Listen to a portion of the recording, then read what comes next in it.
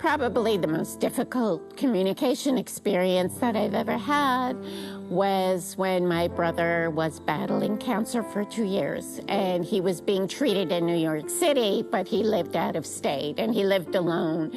And since I had the most flexible work schedule at that time, I was voted the person to be his point person, his liaison with the hospital and his care. But I was very happy to do that.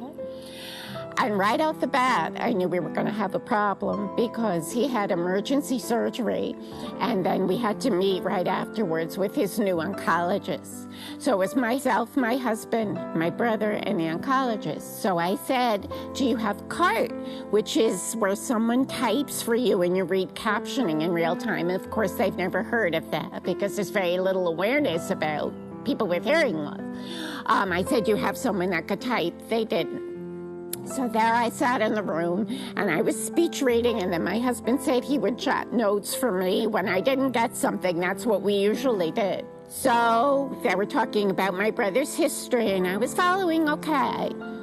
And then my brother said to the oncologist, how much time do I have?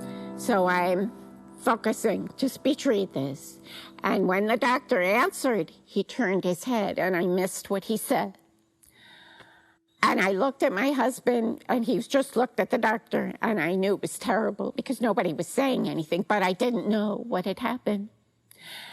And I couldn't ask him to repeat it because I knew it was terrible news. I didn't want my brother to hear it again.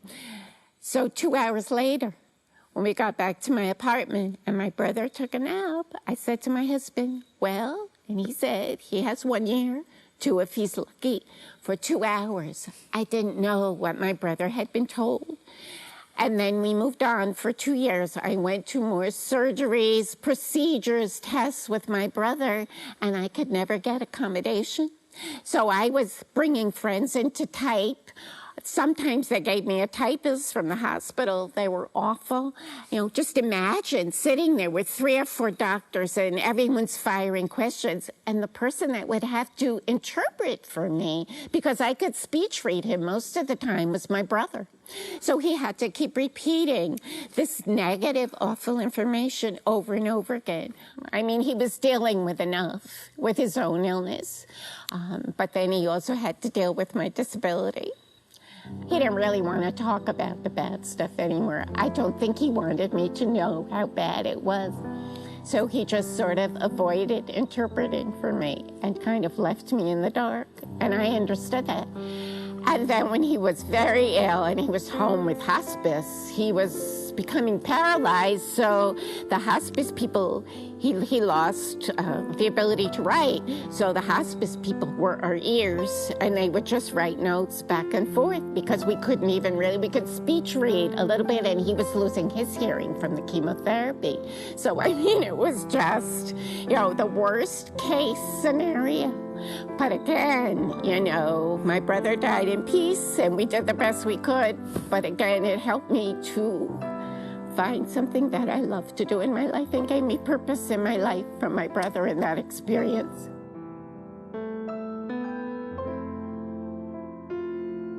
When I lost my brother, and I was coming out of a really difficult 2 years, I just said, I have to do something positive with this. I can't just leave it like this. It was too sad.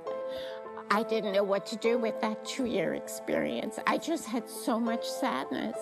And it wasn't just mourning that loss. It was what had gone on for 2 years and all of those frustrations and people not understanding. And I just said, this can't happen anymore. I had done some advocacy work with captioning and other things, and I just said, you know, this is where people come to get well. This is where people come to get healthy, and it's not just about physical health. It's about emotional health, but above all else, it's about being able to communicate. And it's dangerous not to be able to do that. I think sometimes that I hear what people are saying. If I don't, I have no problem saying, I didn't hear you. Can you repeat that? But sometimes I think I've heard it and I find out later I didn't. And that's very scary every day. But in a hospital, if the doctor says to me, are you allergic to any medications? And I mishear that question and give the wrong answer, I have a big problem. The doctor has a problem and the hospital has a problem. And I just said, and it's not just about people with hearing loss, it's about communication in a hospital. And everybody with perfect hearing in a stressful situation doesn't hear and process as well. And I just said, this is a big mountain here, but I'm going to figure out how to do this.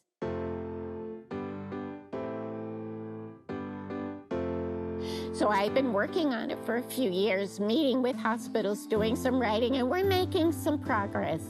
But on the anniversary of my brother's passing, he died in 2013 this year, I just said my brother was a forest ranger for part of his life, and I said, I need a new path here. And I said to my brother, show me the way. And I am finding a new path. And what I've learned about that path is it's about collaboration.